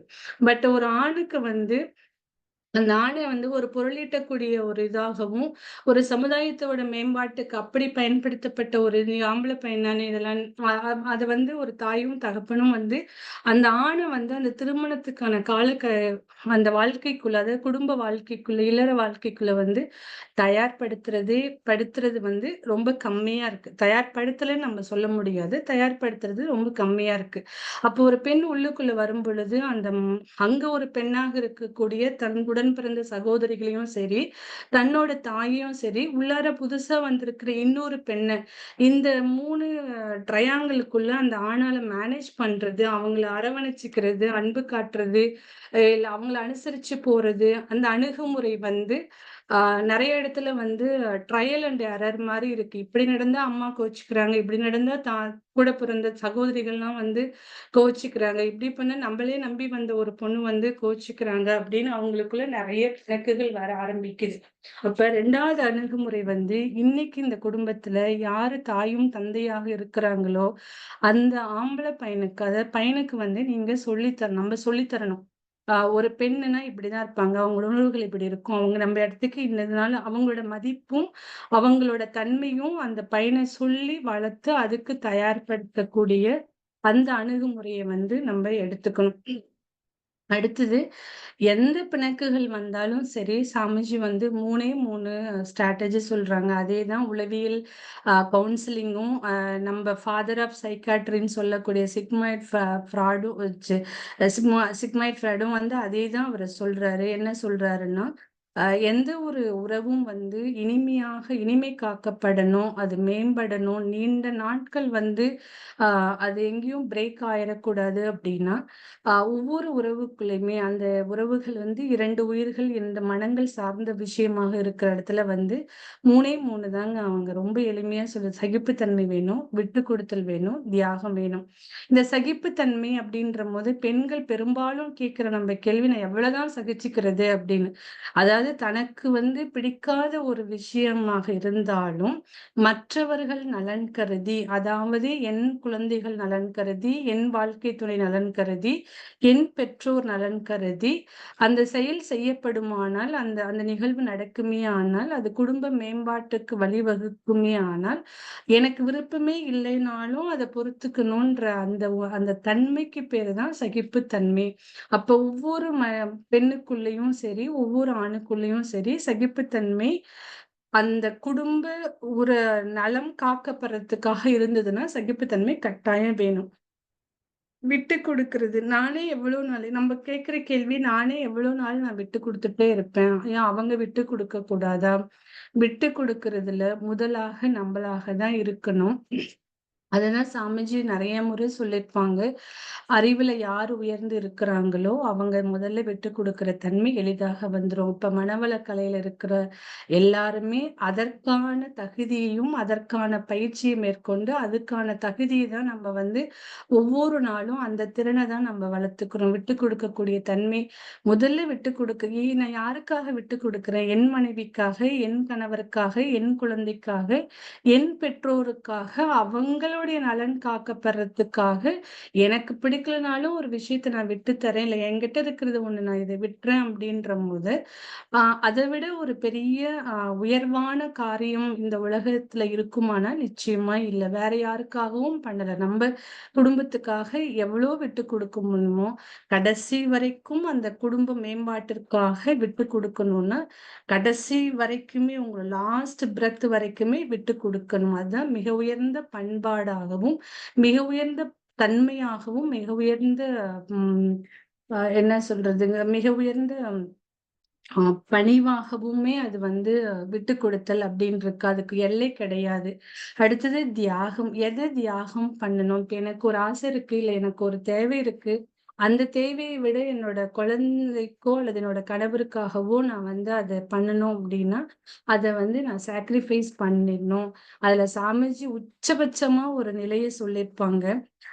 நீங்க எல்லாருமே வந்து ஞானமே ஆனாலும், இதனால ஞானம் கிடைக்க போது, இதனால நான் ஒரு ஞானி ஆகப் போகிறேன் அப்படின்றனா கூட, அந்த குடும்ப உறுப்பினருக்கு, அதாவது அதிலும் முக்கியமாக கணவனுக்கோ அல்லது மனைவிக்கோ விருப்பம் இல்லாத பொழுது, அத சிறிது காலத்துக்கு ஒத்தி வச்சுக்கோங்க. அவ்வளோ பெரிய விஷயமா இருந்தாலும், அப்ப அதுதான் வந்து தியாகம். அது எவ்வளோ பெரிய விஷயம் அப்படின்னு பாருங்க. இன்னொரு அணுகுமுறை வந்து நம்ம என்ன பண்ணியிருக்கோம் அப்படின்னா, எல்லாரும் ஒரு ஒரு ஒரு வேர்ட வந்து தப்பா நம்ம வந்து நடைமுறையில பயன்படுத்துறோம். அதாவது சரியாக அந்த வார்த்தைய நம்ம பயன்படுத்துறது இல்ல. எனக்கு ஒரு ஸ்பேஸ் வேணும். இன்னைக்கு 2 வயசுல இருக்கிற 2ஆம் கிளாஸ் படிக்கிற குழந்தையும் எனக்கு ஒரு ஸ்பேஸ் குடுங்க அம்மா, அப்பான்னு கேட்குறாங்க. கணவன் மனைவி கிட்ட கேட்குறாங்க. மனைவி கணவன் கிட்ட கேட்குறாங்க. நட்பு கிட்ட கேட்கிறோம். உறவு கிட்ட கேட்கிறோம். எனக்கு ஒரு ஸ்பேஸ் வேணும் அப்படின்னு. அந்த ஸ்பேஸ் அப்படின்றது நம்ம இன்னைக்கு நடைமுறையில எப்படி வச்சிருக்கோம் அப்படின்னா, நான் பேசாம இருக்கிறது, அவங்கள பார்க்காம இருக்கிறது, அவங்க கூட அவங்க செய்யக்கூடிய பணிகள நான் ஒத்துழைக்காம இருக்கிறது. இல்ல அவங்களுக்கு வேணுங்கிற பொருளாதார உழைப்ப நான் தராம இருக்கிறது. இதெல்லாம் தான் வந்து ஒரு வெறுக்கிற தன்மைய தான் நம்ம ஸ்பேஸ். அந்த வெறுப்புக்கு வந்து நம்ம உரம் போட்டு நல்லா அந்த வெறுப்ப வளர்க்கறதுக்கு தான் நம்ம வந்து ஸ்பேஸ் அப்படின்னு சொல்றோம். ரொம்ப அழகா அந்த ஸ்பேஸ வந்து ஆம், மகரிஷி அவங்க வந்து அத எக்ஸ்பிளைன் பண்ணியிருப்பாங்க. ஸ்பேஸ் அப்படின்றது என்னன்னா, என்னோட தேவை, என்னோட அளவு, நான் தீர்மானிச்ச தன்மை, நான் தீர்மானிச்ச காலம். இது ஒரு பொருள் வாங்குறதுக்கோ, அல்லது ஒரு கருத்து உணர்வு ரீதியாகவோ, இல்ல ஒரு பொருளாதார ரீதியாகவோ, அல்லது வளம் மிகுந்த ஒரு இதுக்காக நான் திட்டமிடுதலாக இருந்தாலும் சரி, அது அங்க வந்து எல்லாருக்கும் அது ஒத்து வரல. அந்த குடும்ப உறுப்பினர்கள் அத ஏற்றுக்கொள்ளல. அதுல முரண்பாடு வருது. அதுல ஒரு கான்ஃப்ளிக்ட் ஃபார்ம் ஆகுதுன்னா, அந்த அந்த ஒரு விஷயத்த மட்டும் நான் தள்ளி வைக்கிறேன். That is a space. இவ்ளோ அழகா வந்து, இவ்ளோ எளிமையா வந்து ஒரு அந்த ஸ்பேஸ் அப்படின்றதுக்கு வந்து, இன்னைக்கு எங்க போங்க, நீங்க மேரிட்டல் கவுன்சிலிங்ல ஆகட்டும், இல்ல பேரண்ட்ஸ் கவுன்சிலிங்ல ஆகட்டும், இல்ல என்ன கவுன்சிலிங் போனாலும், என்ன நீங்க சைக்காலஜிக்கலா வந்து எனக்கு ஒரு இந்த மாரி எனக்குள்ள ஒரு கான்ஃப்ளிக்ட் இருந்துட்டே இருக்கு. என்னால வந்து ஃபேமிலி கூட இருக்கிறவங்களோட கோப் அப் பண்ண முடியல. சொசைட்டியோட கோப் அப் பண்ண முடியல. கூட இருக்கக்கூடிய சக மனிதனோட என்னால கோப் அப் பண்ண முடியலன்னா, ஒரு ஸ்பேஸ் எடுத்துக்கோ. ஆனா, அந்த ஸ்பேஸோட அர்த்தம் நம்மளுக்கு எப்படி சொல்லி தராங்கன்னா, தவறாக அவங்களோடயே பேசாம இருக்கிறது, இல்ல நான் அவங்கள விட்டு விலகி போய் நின்னுக்கிறது. அந்த மாரி வந்து குடும்பத்துக்குள்ள நம்ம பண்ண முடியாது. ஸ்பேஸ் அப்படின்றது எதுல வந்து பிணக்கு எழுந்ததோ, அந்த பர்ட்டிகுலர் ஈவென்ட்டையோ, அந்த பர்ட்டிகுலர் விஷயத்திலிருந்து கொஞ்ச நாளைக்கு நம்ம ஒத்தி போடுறோம் அவ்வளவுதான். அந்த காலத்த ஒத்தி போட்டு, திரும்ப வந்து அவங்களுக்கு அது அது அவங்களுக்கு புரியிற வரைக்கும், இல்ல அவங்க வந்து அது சரின்னு சொல்ற வரைக்கும், மத்த எல்லா விஷயங்கள்லயும் அவங்களோட ஒத்துழைக்கணும். நம்ம வந்து பக்கத்து வீட்லயே இருப்போம், பேச மாட்டோம். இல்ல வந்து கூட பிறந்த அண்ணன், தம்பி, அக்கா, தங்கையா இருப்பாங்க. அவங்க ஏன் அம்மா, அப்பா கிட்ட போய் பார்க்கறது இல்ல. அவங்களுக்கு உடம்பு முடியலன்னா கூட போய் பார்க்கறது இல்ல. ஏன்னா எனக்கு ஒரு ஸ்பேஸ் என்ன ரொம்ப காயப்படுத்திட்டாங்க. எனக்கு ஸ்பேஸ் தேவைப்படுது. அந்த காயம் ஹீல் ஆகுறதுக்கு எனக்கு அது வந்து சரியாகறதுக்கு எனக்கு ஒரு ஸ்பேஸ். ஆக்சுவலி அந்த ஸ்பேஸ் அப்படின்றது உளவியல் ரீதியாக குறிப்பிடக்கூடிய அந்த ஸ்ட்ராட்டஜி ஸ்பேஸ் அப்படி நம்ம சொல்றது உண்மையாலுமே அந்த நபர்கிட்ட இருந்து விலகல. அந்த தேவையிலிருந்து, அந்த பொருளிலிருந்து, அந்த தன்மையிலிருந்து அத ஒத்தி போடுறோமே வெளிய, அந்த ஒத்தி போடுறதுக்குள்ள நமக்குள்ள ஒரு தெளிவு, ஒரு சிந்தனையோட ஆராய்ச்சி எல்லாமே கிடைக்கும். அதுதான் ஸ்பேஸ். ஆனா நமக்குள்ள எல்லா மனிதர்களுக்குள்ளேயும் மனம் ஆண்டு கொண்டு இருக்குது அப்படின்றத மறந்துடாதீங்க. ஏன்னா ஒரு மனம் என்ன பண்ணும் அப்படின்னா, என் பையன் கூட இப்ப எனக்கு ஒரு பிரச்சனை. அந்த பையன் அவங்ககிட்ட நான் பேசாம 10 நாள் இருக்கேன்னா, அந்த 10 நாள் அந்த உயிர் வந்து இயங்கணும். அந்த 10 நாள் உடல் ரீதியாக, உணர்வு ரீதியாக, மன ரீதியாக, சமுதாய ரீதியாக அவனுக்கு ஒரு தேவை அங்கு ஏற்படும். அந்த தேவையை யாராவது ஒருத்தர் மூலமாக நிறைவேற்றக்கூடிய தன்மையோ, இல்ல யாராவது ஒருத்தரோட அரவணைப்போ, அனுசரணையோ, இல்ல வழிகாட்டுதலோ தேவைப்படலாம். அப்ப அந்த பையன் என்ன பண்ணுவான்? கண்டிப்பா இந்த குடும்பத்த விட்டு வெளி அடுத்த வட்டத்துக்கு அவன் நகர ஆரம்பிப்பான். அப்ப நீ ஒரு 3 மாசம் பேசாம இருந்துட்டு, பையன் அதுக்குள்ள எல்லாம் திருந்தி வருவானா? நிச்சயமா திருந்தி வரமாட்டான். ஏன் மனம் அப்படி ஏன்னா, மனங்களைக் கொண்டு மனிதன் ஆளப்படுவதனால, அந்த மனதோட இயல்பு என்ன அப்படின்னா, அது ஏதோ ஒண்ணு அதுக்கான தீர்வ அ தேட ஆரம்பிக்கும் பொழுது, யாரு நல்ல வல்னரபிளா இருக்காங்களோ, யாரு அதுக்கு வந்து உதவி பண்றாங்களோ, உறுதுணையா இருக்காங்களோ, அவங்களோட வழிகாட்டுதல, அவங்களோட நட்பு வந்து அது தேடிக்கும். அதனாலதான் சாமிஜி இந்த இடத்துல ரொம்ப அழகா, ரொம்ப எளிமையா சொல்லியிருப்பாங்க. அந்த பொருள், அந்த தேவையிலிருந்து நீங்க தள்ளி வைக்கிறீங்களே வெளிய, நபர்களிடமிருந்து நீங்கள் தள்ளி போகிறத அந்த ஸ்பேஸ் வந்து சொல்லல. அப்படின்றது தான் நம்ம இன்னைக்கு சிந்தனையில நம்ம பார்க்கிறோம். அப்ப ஒரு அணுகுமுறை வந்து ரொம்ப ஆரோக்கியமா வந்து குடும்பத்துக்குள்ள இருக்கணும் அப்படின்னா, ஆஹ் கண்டிப்பா வந்து என்ன வேணும் நம்மளுக்கு? மனவளக்கலை பயிற்சி வந்து ஒவ்வொரு குடும்பத்துக்குள்ளேயும், ஒவ்வொரு தனி மனிதனுக்குள்ளேயும் அவங்களோட இதா போகணும். அடுத்தது பொருளாதார ஏற்றத்தாழ்வு எல்லா குடும்பத்துக்குள்ளயும் ஒரு குடும்பத்தை நடத்துறதுக்கு கண்டிப்பா பொருளாதாரம்ன்றது வேணும். அதுல எல்லா இடத்துலயுமே ஏற்றத்தாழ்வு அப்படின்றது இருக்கும். அப்ப ஒரு பெண்ணோட கடமை இந்த இடத்துல என்னன்னா, எவ்வளவு இந்த குடும்ப பொருளீட்டுதல்ல இருக்குதோ அதுக்கு தகுந்த மாதிரி அதுக்குள்ள அதுக்குள்ள செலவு செய்யக்கூடிய பொறுப்பை வந்து பெண்கள் ஏற்கணும். அதே சமயத்துல அந்த குறைபாட்டை எப்படி போக்கிக்கலாம் அப்படின்னு சொல்லி சிக்கனத்தை கொஞ்ச நாள் கடைபிடிச்சு அந்த பொருளீட்டக்கூடிய வழிமுறைகளை வந்து ஆய்வு செய்து அதுல போக்கணும். அப்ப இந்த இந்த இடத்துல எல்லாத்துலயுமே வந்து சாமிஜி என்ன சொல்றாங்கன்னா, அறிவோட குறைபாடுன்றது இருக்கதான் செய்யுது அப்படின்னு சொல்றாங்க.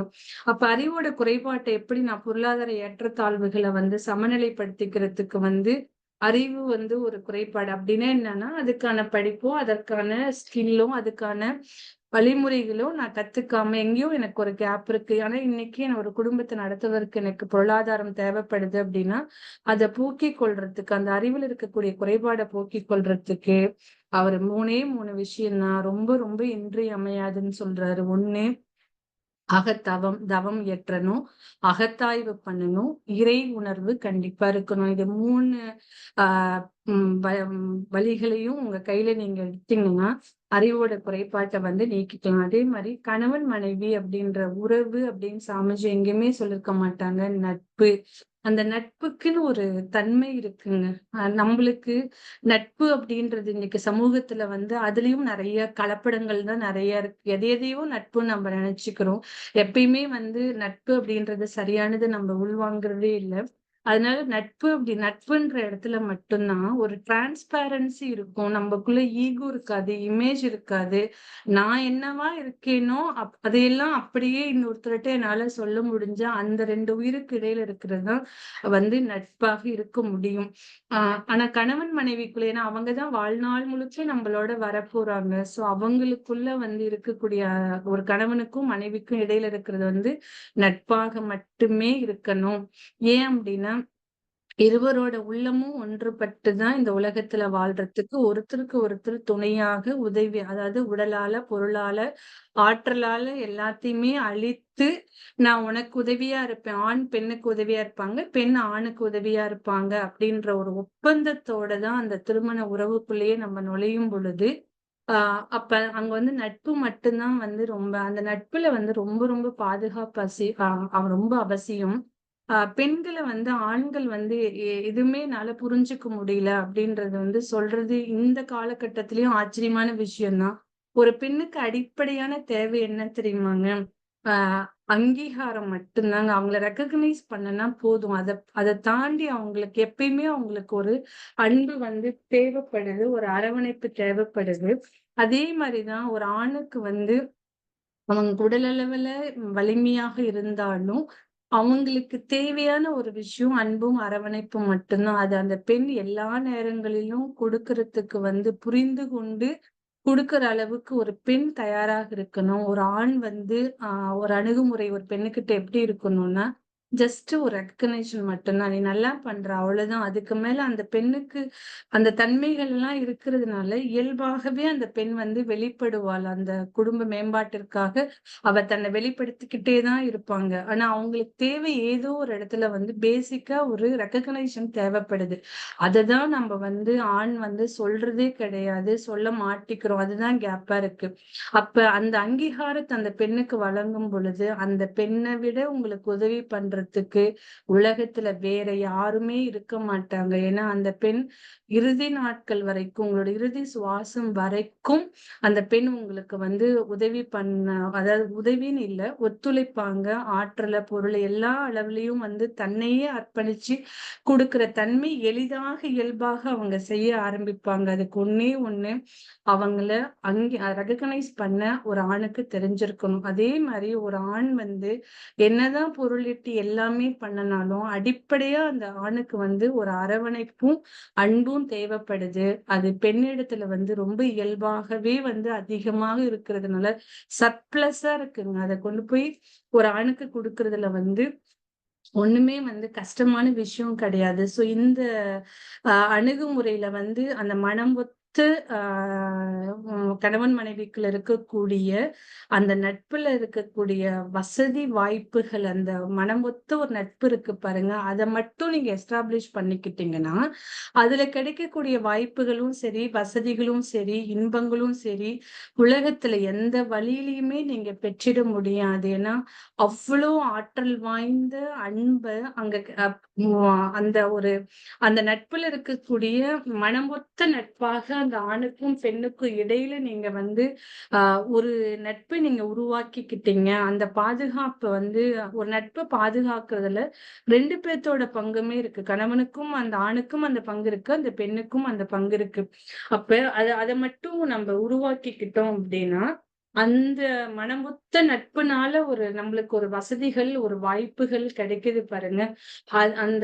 அத வைத்து அந்த குடும்பத்தை எவ்வளோ வேணாலும் மேம்படுத்திக்கலாம். குழந்தைங்கள எவ்வளோ வேணாலும் நம்ம வந்து நல்ல முறையில இந்த சமுதாயத்துக்கு வந்து வளர்த்து வழங் வழங்கிட முடியும். வேற எங்கேயுமே வந்து அந்த அளவுக்கு வந்து வசதிகளோ, வாய்ப்புகளோ வந்து இன்பங்களோ வந்து கிடைச்சிராது.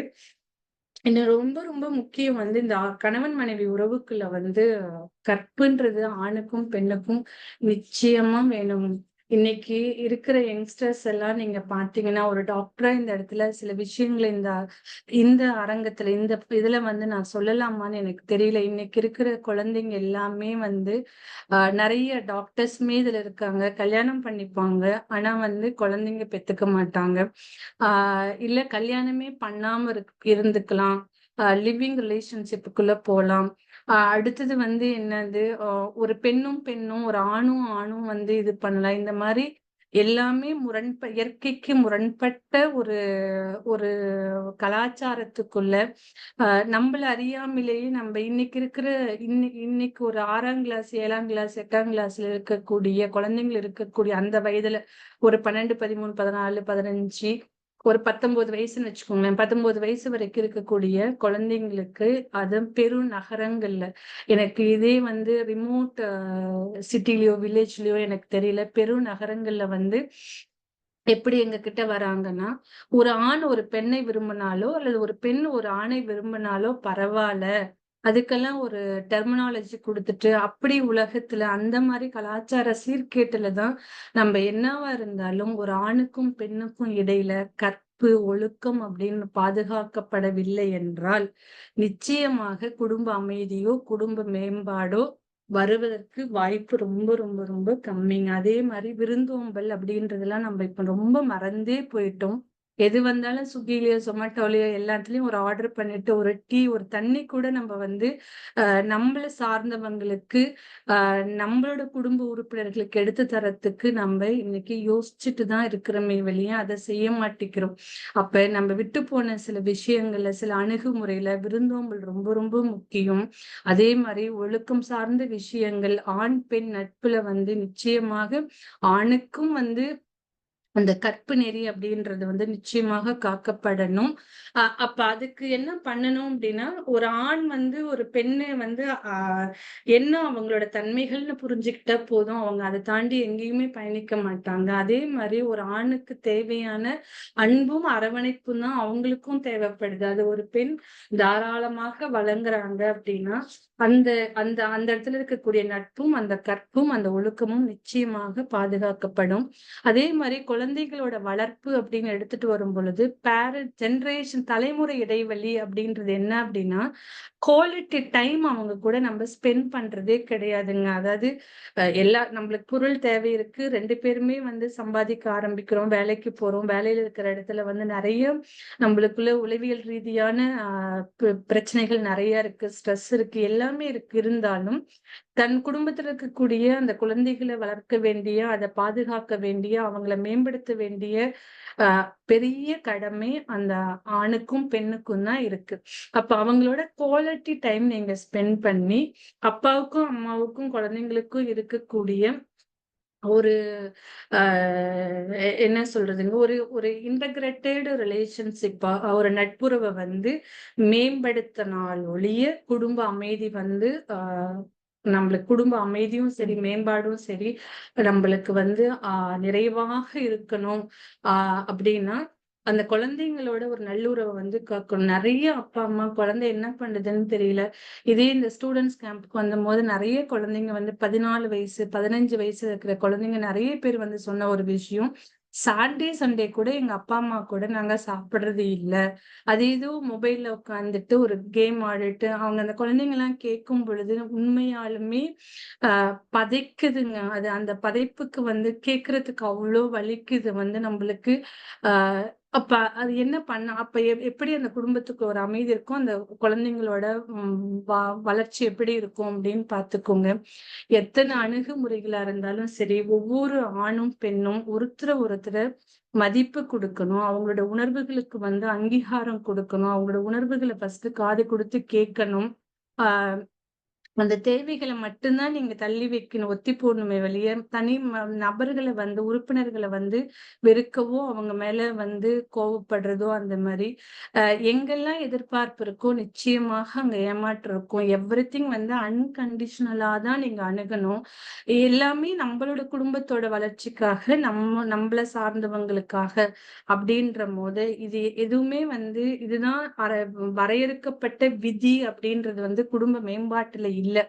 எப்படின்னா என்னென்ன சந்தர்ப்பங்கள் இருக்குதோ சூழ்நிலைக்கு தகுந்தவாறு, ஏன்னா ஒவ்வொரு குடும்பத்துக்குள்ள இருக்கிற ஒவ்வொரு மனிதர்களும் ஒவ்வொரு விதமான அவங்களோட கெப்பாசிட்டி, அது அறிவுத்திறனிலும் சரி, அந்த 16 வகைகள் சாமிஜி சொல்லியிருக்காங்க இல்லைங்களா, அந்த 16 வகையில நம்ம அனைவருமே வேறுபட்டு மாறுபட்டு தான் நம்ம நின்றுட்டு இருக்கிறோம். ஒவ்வொரு நாளுமே நம்மளுக்குள்ள நிறைய தாக்கங்கள் உளவியல் ரீதியாக நம்மளுக்குள்ள மாற்றங்கள் ஏற்பட்டுட்டே தான் இருக்கு.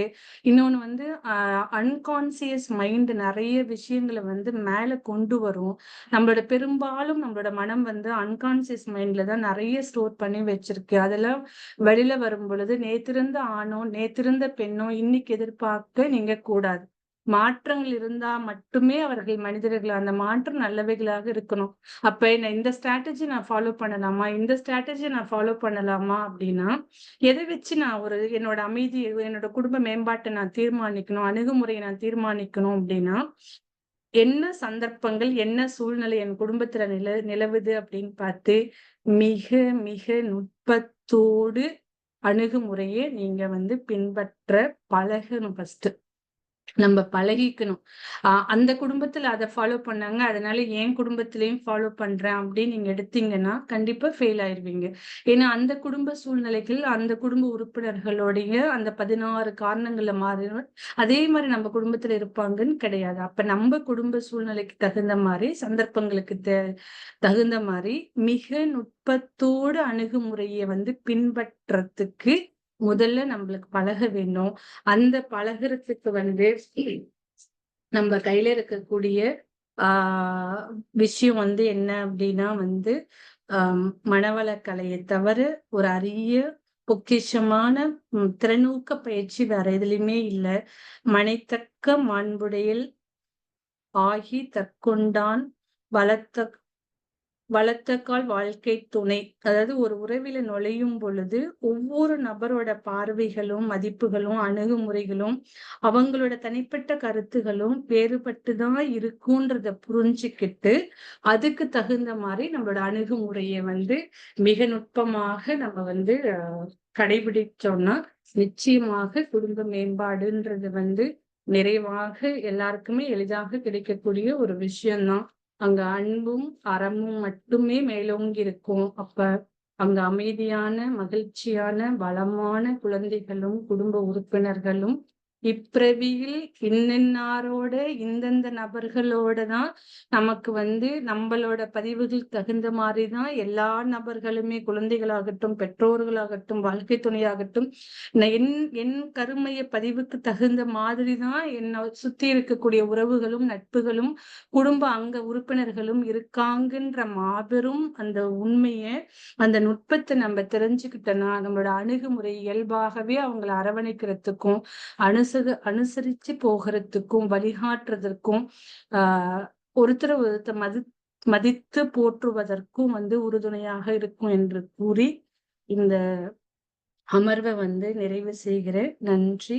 வாழ்க வளமுடன்.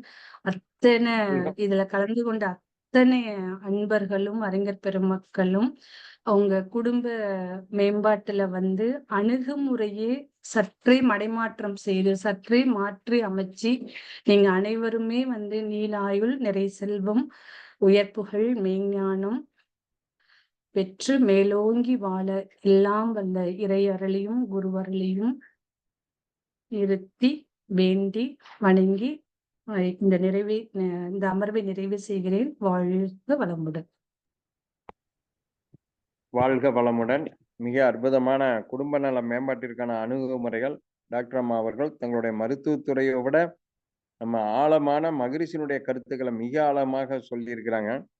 மிக அற்புதமா இருந்ததுமா. அதுல அன்பும் அறனும், அன்புனா அம்மா, அறிவு அறம் சார்ந்தது, அது அப்பா, இருவரும் எப்படி இருக்கணும் அதுல ஆரம்பிச்சு கடைசியில தேவைகளை நல்லா இம்மிடியட்டா பூர்த்தி பண்ணலாம், தப்பு இல்லை. ஆசைகளுக்கு போக வேண்டாம். குழந்தை வளர்ப்பு எப்படி, கணவன் மனைவி விட்டு கொடுத்தல், சகிப்புத்தன்மை, தியாகம் போன்றவற்றில் எப்படி கொடுக்கணும், குழந்தைங்களுடைய தன்மை என்ன, அவங்க கல்வி முறைகள் எப்படி, வளரும் பருவம் எப்படிங்கிறது கண்காணிக்கணும். ஆனா அது ஏதோ அவங்க பாட்டுக்கு வளராங்க, நம்ம பாட்டுக்கு செல்போன்லயும் டிவிலையும் காலத்தை ஓட்டிட்டு இருக்கிறதாவும் சொன்னாங்க. அது வருந்தத்தக்க செய்திதான். மிக அற்புதமாக நமக்கெல்லாம் நல்ல சிந்தனை விருந்து கொடுத்த டாக்டர் அம்மா அவர்களே, துரிய நிலையிலிருந்து அனைவரும் வாழ்த்துவோம். அனைவரும் துரிய நிலைமைக்கு வந்துருங்க. துரிய நிலையில் டாக்டர் அம்மா வாழ்த்துவோம். டாக்டர் வசுமதி அம்மா அவர்கள் வாழ்க வளமுடன். அவர்களுடைய உடல்நலம், மனநலம், குடும்ப நலம், நட்பு நலம் வாழ்க வளமுடன். அவர்களுடைய ஆன்மீக தொண்டு வாழ்க வளமுடன். மிக அற்புதமா வாழ்த்துக்கள். ஹேண்ட் ரைஸ் பண்ணுங்க. சேஷா செல்லமையா மைக் அன்மியூட் பண்ணி கேட்கலாம், பேசலாம். டாக்டர் அம்மா வாழ்க வளமுடன். ஐயா வாழ்க வளமுடன்ங்க. I have a small question. நீங்க கடைசியா சொல்லும்போது the subconscious mind is playing vital role சொன்னீங்க இல்லையா? ஆமாங்க. But is it practically possible or அது எப்படி மெயின்டைன் பண்ணி நம்ம ஒரு ப்ராப்ளம் இல்லாம ஹேண்டில் பண்றதுக்கு is there any shortcut method? Manavalakalai மட்டும்தாங்க ஷார்ட்கட் மெத்தட். இல்லைங்க, வேற எதுவுமே இந்த அளவுக்கு எளிமையா நம்மளால ஃபாலோ பண்ண முடியாது. அதுல மெயினா வந்து காயக்கல்ப பயிற்சி பண்ணவே வந்து எப்பயுமே வந்து நீங்க நேத்து பேசின மாதிரி இன்னைக்கு என்கிட்ட பேச மாட்டீங்க கண்டிப்பா. ஏன்னா வந்து அந்த சப்கான்சியஸ் மைண்ட்ல தான் வந்து 60 to 70% வந்து பதிவுகள் எல்லாமே ஸ்டோர் ஆயிருக்கும்.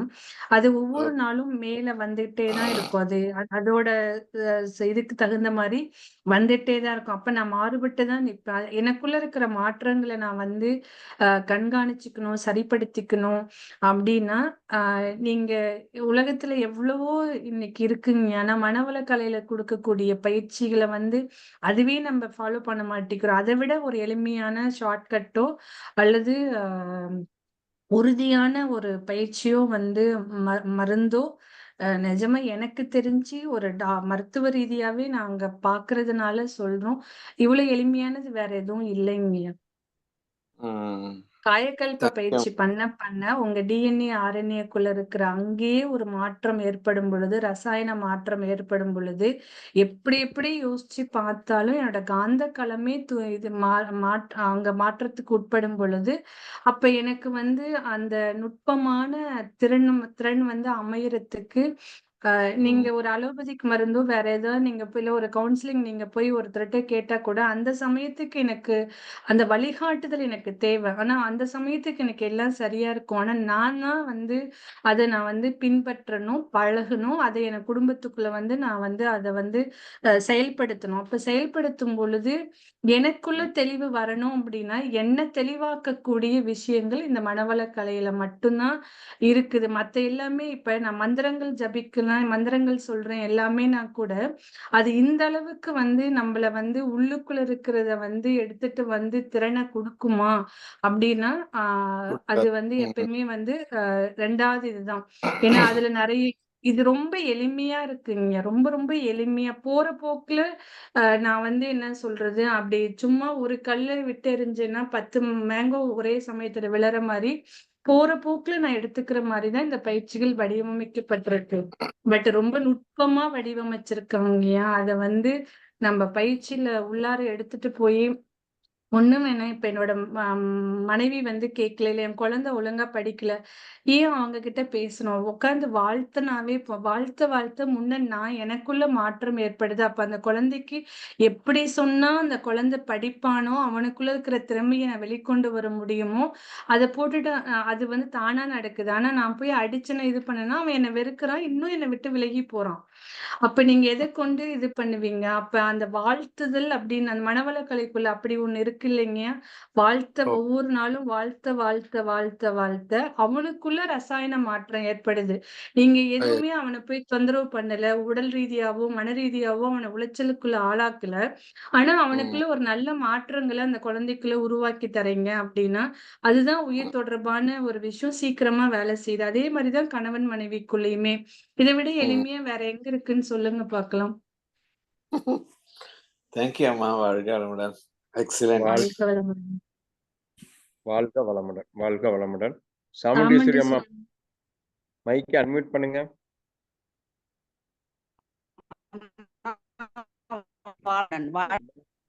அம்மா வாழ்க வளமுடன் டாக்டர் அம்மா. வாழ்க வளமுடன். மிக சிறப்புங்கம்மா, மிக சிறப்புங்கம்மா. உறவுகளை பத்தி எந்த அளவுக்கு இவ்வளவு ஒரு இதா நீங்க கொடுத்தீங்கம்மா. காதுல தேன் வந்து பாயுதுன்ற மாதிரி. விவேகானந்தர் வந்து 100 இளைஞர்களை தான் கேட்டாங்க, வயசானவங்களை கேட்கல. ஏன்னா அதுங்க 2 கெட்டானாதான் இப்ப இருக்கிறோம் நாமெல்லாம் கத்துக்கிட்டு நாங்களாம். ஆனா உங்களை போல ஒரு இந்த டாக்டர் இதுல இருந்துகிட்டு நீங்க இந்த அளவுக்கு வேதாத்திரியத்தை அப்படியே உறிஞ்சி அதை ஒரு எசன்ஸே எங்களுக்கு கொடுக்குறீங்க பாருங்க. மிக சிறப்புங்கம்மா. இன்னைக்கு அப்படியே நான் இதை மிஸ் பண்ணிடுவோம்னு உங்களை நினைச்சேன். மாதிரி ஒரு பெரிய 1/4 மணி நேரம் லேட்டா தான் வந்தேன். இல்ல உங்களை மாதிரி பெரியவங்க எங்களை ரொம்ப வளர்த்த விதம் சிறப்புங்கம்மா. தான். நீங்க கொடுத்ததுதான் நான் திருப்பி இங்க சொல்லிட்டு இல்லைங்க, இருக்கேன். நானா அது எங்கேயும் ஒரு கத்துட்டு வகையில வரேன். இருக்கலாங்கம்மா. வேதாத்திரியா சொல்லுங்கம்மா, சொல்லுங்கம்மா. சரிங்கம்மா, உங்களுக்கு கேள்வி எனக்கு ஏதாவது இன்னைக்கு இருக்குங்களா? என்ன சொல்றதுன்னு அந்த அளவுக்கு ஆனந்தங்கம்மா. சாமிஜி வந்து அப்ப இன்று அதே நான் நிறைவு ஆனந்தத்தோட நீங்க பெற்றேன்னுவாரு. குடும்பத்துல அத வந்து கடைபிடிக்கணும், பழகணும், அதுக்கு பயிற்சியாக்கணும், எப்பயுமே ஆமா, ஆமா. இன்பத்தோட இருக்கணும். நிறைய வாழ்த்துங்க, நிறைய பண்ணுங்க. இந்த ஆனந்தத்தை அப்படியே கண்டிப்பா, மெயின்டைன் பண்ணுங்க. கண்டிப்பாங்க. செந்தில்குமார் ஐயா. கண்டிப்பாங்கம்மா, கண்டிப்பாங்கம்மா. வேதாத்திரியத்துல அந்த வளமுடன். ருசியை கண்டுட்டங்கம்மா. அதனால வாழ்க்கையில வேதாத்திரி இல்லாத இல்லை. ரொம்ப நன்றிங்கம்மா. வாழ்க வளமுடன். வாழ்க யாழ் வளமுடன். மன்றத்துக்கும் நன்றி. வாழ்க வளமுடன். அனைத்து பேராசிரியர் செந்தில்குமார் பெருமக்களுக்கும் நன்றி. ஐயா. வாழ்க வளமுடன். அம்மா வாழ்க வளமுடன். மிக சிறப்பா இருந்ததுங்கம்மா உரை. ஐயா வாழ்க வளமுடன் ஐயா. ஒரு சின்ன கேள்விங்கம்மா. மெமரி ஐயா பவர் கேளுங்க. பொதுவாவே பெண்கள் கேக்குதுங்களாம்மா? கேக்குதுங்க. பெண்களுக்கு வந்து கொஞ்சம் அதிகமா இருக்குங்கய்யா. ஆனா ஏன் அவங்க மெமரி பவர் மெமரி லாஸ் ஆன மாரி இருக்கிறாங்க அப்படின்னா, உங்க கேள்வி சொல்லுங்கய்யா, சொல்லுங்க. மெமரி பவர் பொதுவாவே பெண்களுக்கு அதிகமா மேடம். அதனாலதான் +2 மற்றதுல மார்க் இப்ப அதிகமா அவங்க எடுக்கிறாங்களா? எனக்கு இது புதிய செய்தி. கொஞ்சம் ஆமாங்கய்யா. ஒரு நீங்க நிமிஷம். ஐயா நீங்க உங்க மனைவி கிட்டயே பார்த்துருக்கலாம்ல. ஒரு நாள் வீட்டுக்குள்ள ஏன் லேட்டா வர்றதுக்கு ஒரு காரணம் சொல்லியிருப்பீங்க. 10 நாள் கழிச்சு ஆமாங்க கேட்கும்போது வேற ஒரு காரணம் சொல்லுவீங்க. கரெக்ட்டா கேட்டு மாட்டிருப்பீங்கல்ல. ஐயா ஆமாங்கம்மா. அது வந்து ஹிப்போ கேம்பஸ் வந்து கொஞ்சம் பெருசா இருக்கும். நெறைய நியூரான்ஸ் அங்க இருக்கிறதுனால, அதாவது அதிகம் அப்டின்னா என்னன்னா, சும்மா 1% அந்த மாரி 0.1 இருந்து 0.9 வரைக்கும் டிஃபர் ஆகும். ஆனா, பெண்கள் வந்து ஈஸியா எமோஷனலுக்கு ஹை எமோஷனலா இருக்கிறதுனால, ஆங்ஸைட்டி, டிப்ரஷன் வந்து அவங்கள ரொம்ப டாமினேட் பண்ணும். டியூ டூ ஹார்மோன்ஸ்னாலயும் சரி, அ அவங்களுக்கு எமோஷனல் இது வந்து அதிகமா வேலை செய்றதுனால, ஈஸியா டிப்ரஷனுக்கு போவாங்க. ஈஸியா ஆங்ஸைட்டிக்குள்ள போவாங்க. அதே சமயத்துல ஈஸியா ஹீல் ஆவாங்க. அதையும் நான் சொல்ல உங்களுக்கு நான் மறந்துட்டேன். ஈஸியா ஹீல் ஆவாங்க. ஒரு ஆண் ஓகே ஒரு ஓகே. பிரச்சனையில பாதிக்கப்படும் பொழுது, ரெக்கவரி டைமோட ஒரு பெண் வந்து ஈஸியா அதுக்கு அட்ஜஸ்ட் ஆவாங்க. சீக்கிரமா அதுலருந்து வெளில வந்துருவாங்க. ஏன்னா, அவங்களுக்கு அந்த இயல்பாகவே அந்த திறன் இருக்கிறதுனால. ஆ அப்ப இந்த ஆங்ஸைட்டி, டிப்ரஷன்லாம் போய் அவங்கள மாஸ்க் பண்றதுனால, மேல இது பண்ணிக்கிறதுனால, சில சமயங்கள்ல மெமரி இல்லாத மாரி இருப்பாங்க. ஆனா, எந்த பெண்ணாவது மெமரி இல்லாம இருக்காங்கன்னா, வேணும்னு பண்றாங்க. நீங்க தான் தெரிஞ்சுக்கணும். நன்றிங்க மேடம். புதிய செய்தி. வாழ்த்துக்கள். நன்றிங்கம்மா. வாழ்க வளமுடன். வாழ்க வளமுடன். உலக நல வாழ்த்து பாடுறவங்க யாராவது ஹேண்ட் ரைஸ் பண்ணுங்க. ஐயா நானே பாடுறேங்கய்யா. சரிங்கம்மா. ரொம்ப நன்றிம்மா. வாழ்க வளமுடன். வாழ்க வையகம், வாழ்க வையகம், வாழ்க வளமுடன். உலகமெல்லாம் பருவமழை ஒத்தபடி பெய்யட்டும். உழவர் எல்லாம் தானியத்தை உவப்புடனே பெருக்கட்டும். பல தொழில்கள் புரிகின்ற பாட்டாளி உயரட்டும். பகுத்துணர்வில் தொகுத்துணர்வு பண்பாட்டை உயர்த்தட்டும். கலகங்கள் போட்டி பகை கடந்தாட்சி நடக்கட்டும். கல்லாமை கடன் வறுமை கலங்கங்கள் மறையட்டும். நலவாழ்வை அளிக்கும் மெய்ஞான ஒளி வீசட்டும். நம் கடமை அறவாழ்வின் நாட்டத்தே சிறக்கட்டும். நம் கடமை அறவாழ்வின் நாட்டத்தே சிறக்கட்டும். நம் கடமை அறவாழ்வின் நாட்டத்தே சிறக்கட்டும். வாழ்க வையகம், வாழ்க வையகம், வாழ்க வளமுடன். அமைதி. வாழ்க வளமுடன். வாழ்க வளமுடன். உலக அனைவருக்கும் நன்றி. வாழ்க வளமுடன்ம்மா. நன்றிம்மா. வாழ்த்துக்கள். வாழ்க வளமுடன். இந்த நிகழ்வை இந்த அளவில் நிறைவு செய்கிறோம். அனைவருக்கும் நன்றி. வாழ்க வளமுடன். வாழ்க வளமுடன்.